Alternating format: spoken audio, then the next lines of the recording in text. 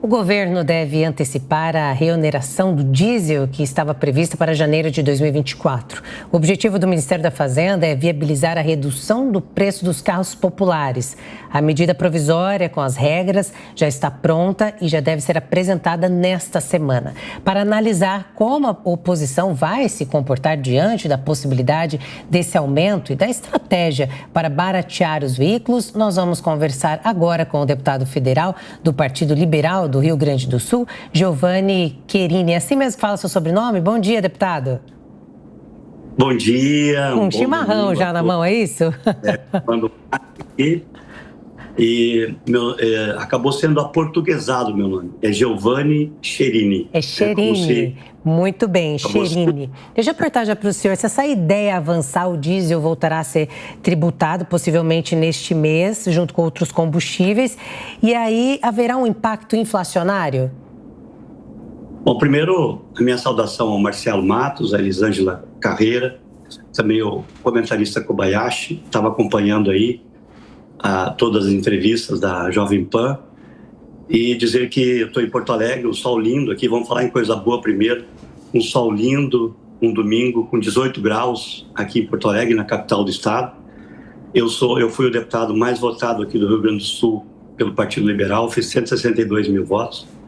Tive o privilégio de ser 3 anos também vice-líder do governo Bolsonaro na Câmara, e hoje eu sou o primeiro vice-líder do PL na Câmara, com os nossos 99 parlamentares. Nós temos uma visão em relação ao mundo muito diferente dessa que se instalou a partir de janeiro em Brasília. A nossa visão é uma visão de um Estado menor, de um Estado enxuto, de um Estado que gasta menos.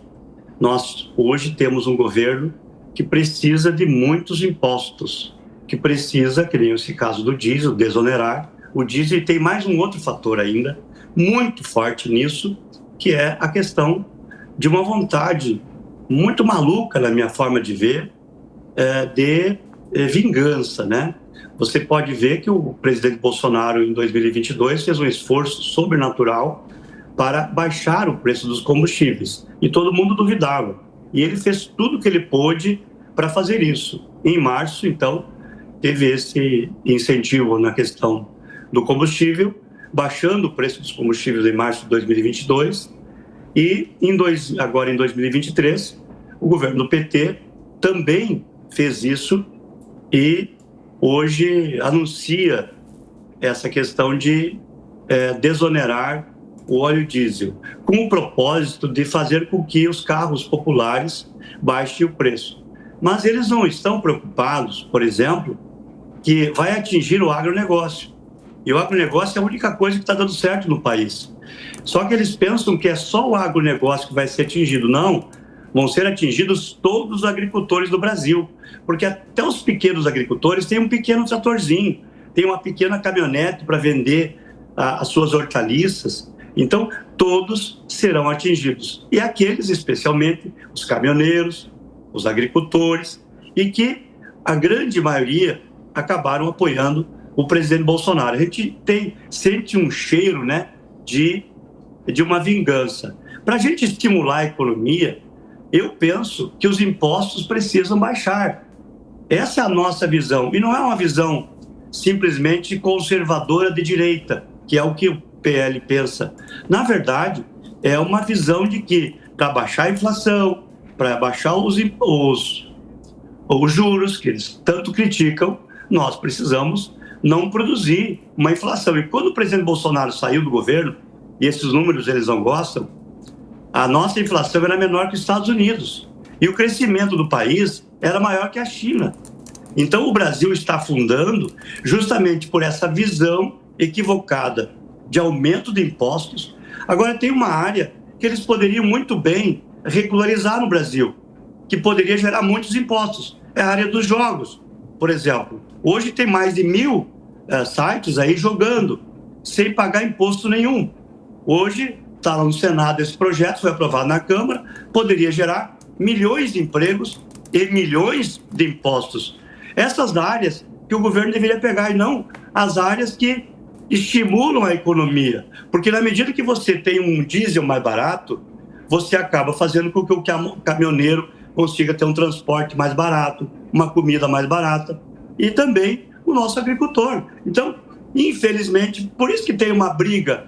Não é uma briga porque eu gosto mais do Bolsonaro, eles gostam mais do Lula. Não, a briga é de uma visão de governo.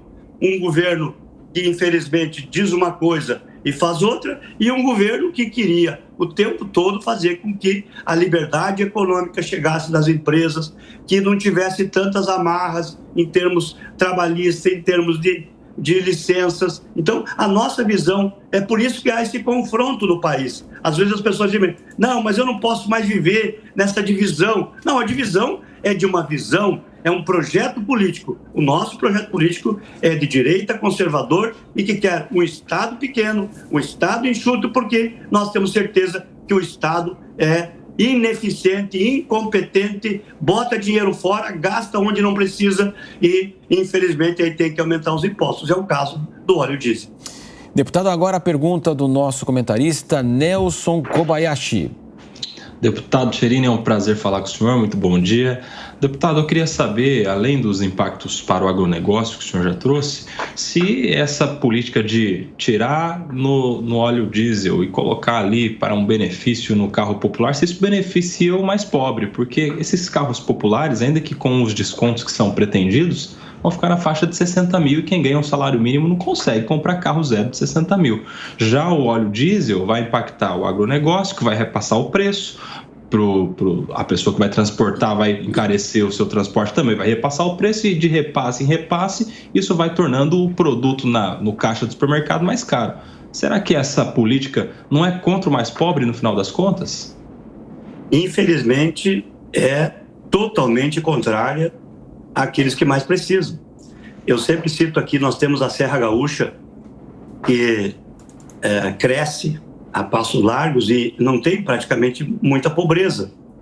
E aí eu sempre digo que o segredo da nossa Serra Gaúcha é que o pessoal trabalha, tem oportunidade de trabalho.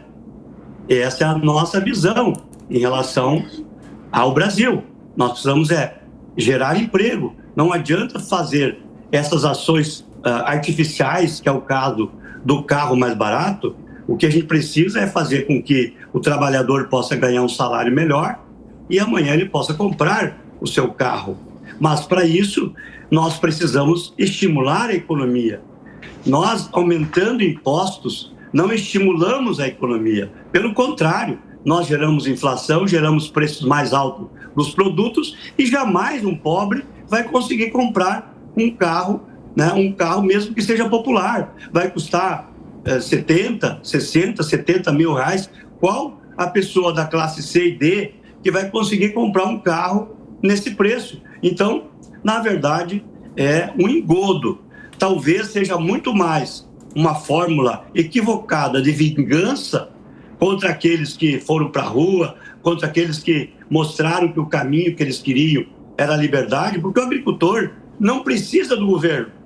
O agricultor precisa que o governo não atrapalhe, que é a nossa visão de direita conservadora. O governo não atrapalhando o empresário, o governo não atrapalhando o agricultor, ele já faz uma grande coisa. E esse governo gosta de atrapalhar, aumentando impostos, aumentando gastos e, ao mesmo tempo, aumentando o ministério, aumentando viagens para o exterior. Isso tudo que nós estamos vendo aí. Nós hoje temos uma facilidade enorme para ser oposição a esse governo, porque aonde você mexer tem algo podre, tem algo que ele disse de uma forma e depois fez outra. Olha, receber o Maduro aqui no Brasil com honras de chefe de Estado, começa por aí, né? Que infelizmente lá o povo com 94% passando fome. Nós pensamos que, por exemplo, Bolsa Família é importante, importantíssimo, mas por um período. A pessoa não pode viver a vida inteira de Bolsa Família. Ela precisa ser estimulada a ter um curso, a trabalhar, a voltar para o mercado de trabalho, a estudar. Infelizmente, a forma que esse governo que está aí, esse governo petista, é transformar a grande maioria da população, ao invés de trabalhadores, em aqueles que vão receber no fim do mês. E um dia vai terminar isso. Aconteceu isso na Venezuela. Quem é que paga o Bolsa Família, se não o empresário que gera emprego? esses estão sendo onerados no Brasil. E a visão também da reforma tributária, que está lá, essa é outra bomba que a gente precisa analisar, porque quando o governo do PT fala em reforma tributária, quando fala em desonerar alguma coisa, pode ter certeza que quem vai pagar a conta, principalmente, será a classe C e D, será o pobre brasileiro. Deputado, já pegando esse gancho que o senhor trouxe para mim aqui, o senhor lá no Congresso, o senhor sente de fato aí um interesse na discussão de uma reforma tributária, simplificadora? Essa é a promessa do governo. Qual que é a expectativa do senhor? O que o senhor sente lá em Brasília, justamente na Câmara dos Deputados? Olha, eu sinto uma coisa muito boa. A coisa boa, eu sempre digo, tudo que tem o lado bom também tem o lado ruim. A coisa boa é que, infelizmente, o governo começou com muita sede. E essa questão toda de não ter apoio na Câmara, não é só porque o Bolsonaro elegeu 250 deputados federais de muitos partidos e elegeu muitos senadores. Não é só por isso. É porque o governo está indo mal. Quando o governo vai mal, não adianta para parlamentar. Eu já estou no meu 8º mandato, 4 estadual e agora no 4º federal. Não adianta você oferecer cargos, você oferecer emendas, milhões de emendas, porque o parlamentar, ele é o ouvido da sociedade. Ele pega o avião, ele anda na rua e o pessoal estão meio, botando a barba de molho, porque estão sentindo que a sociedade está rejeitando esse governo que, infelizmente, e eu quero que acerte, porque eu não tenho a política de quanto pior, melhor. Eu sempre digo que quanto melhor, melhor para todos. A ponto que muitas vezes na Câmara eu defendo as pautas de que o governo precisa acertar. Aliás, eu disse dias, presidente Lula, volta para o Brasil está precisando de ti aqui, e não viajando toda hora para o exterior, falando em política externa sem ter uma paz aqui dentro do país. Então, eu sinto que se o governo não acertar a economia, a Dilma caiu porque não acertou a economia, não foram as pedaladas fiscais. Inclusive, eu votei a favor do impeachment aquela vez, fui expulso, eu era do PDT naquela época, 28 anos de partido, fui expulso, acabei indo para o PL.